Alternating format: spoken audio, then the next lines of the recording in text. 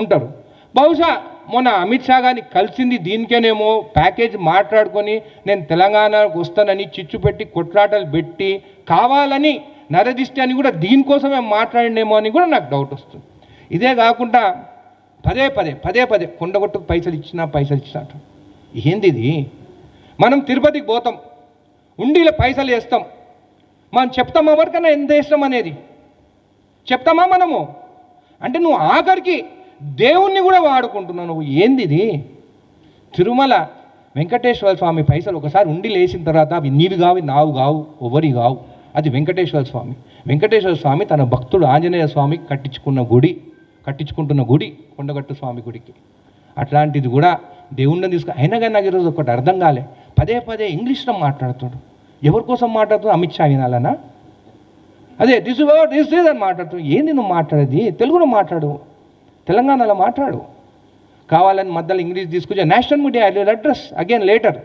అంటే నువ్వు ఎవరిని ఇంప్రెస్ చేయాలనుకుంటున్నావు? ఒకటి అమిత్ షాని, ఇక్కడ ఉన్న కేసీఆర్ని. ఏంది నీ మనుషులను కూడా నేను నాలుక జీరండి నా భూమి. నేను ఒక్కటి చెప్తున్నా, జనవాడ భూమి గురించి నాకంటే ఎక్కువ నీకు తెలియదు. అది మా మక్తా ఊరు. గండిపేట డ్యామ్ కడితే మా భూములే మునిగిపోయినదంట. నిజాం దానికి మాకు 60,000 రూపాయలు ఇచ్చిండు, బాండ్స్ కూడా ఇచ్చాడు. ఒక చెరువు అనేది ఉంటే నువ్వు చెరువులా నువ్వు ఏమి కట్టొద్దు, చేయొద్దు.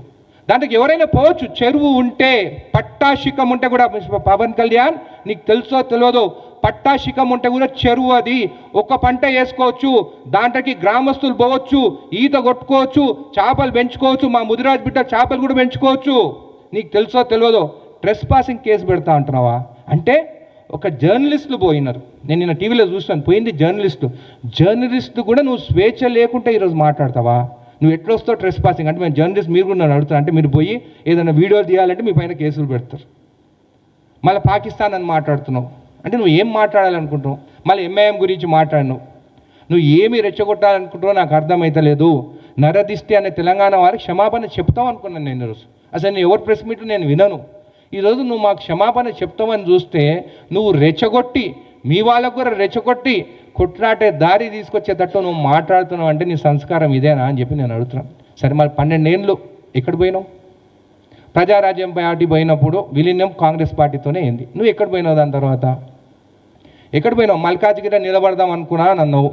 మరి ఎందుకు నిలబడలేదు? మొత్తం అన్నీ ఓడిపోయినారు. మీ వాళ్ళు అంటున్నారు అనిరుద్ధ్ రెడ్డికి నీకు అర్హత లేదు పవన్ కళ్యాణ్ మీద మాట్లాడితే ఇంకో అని.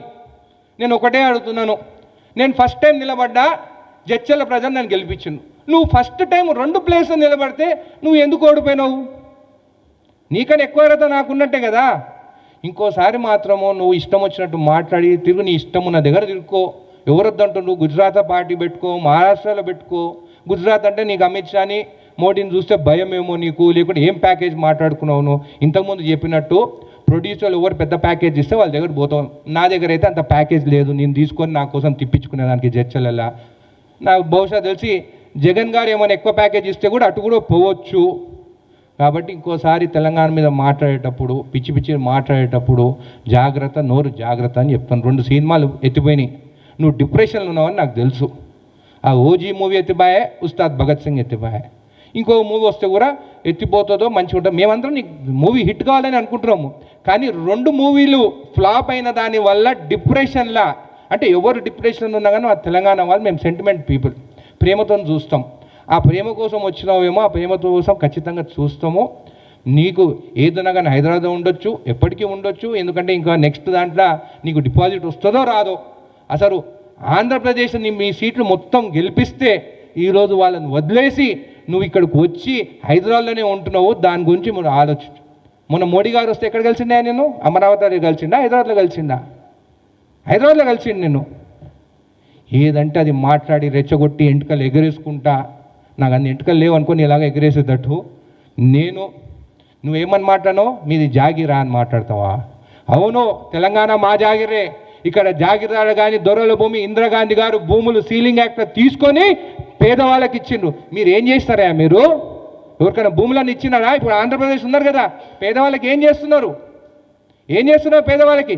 నిన్న ఒక ఫ్యాక్టరీకి ఎక్కడ పోతే ఒక అధికారం నిలబడితే కాళ్ళ మీద కాలు వేసుకుని ఆ అధికారంతో విల్ గో టు సింగపూర్.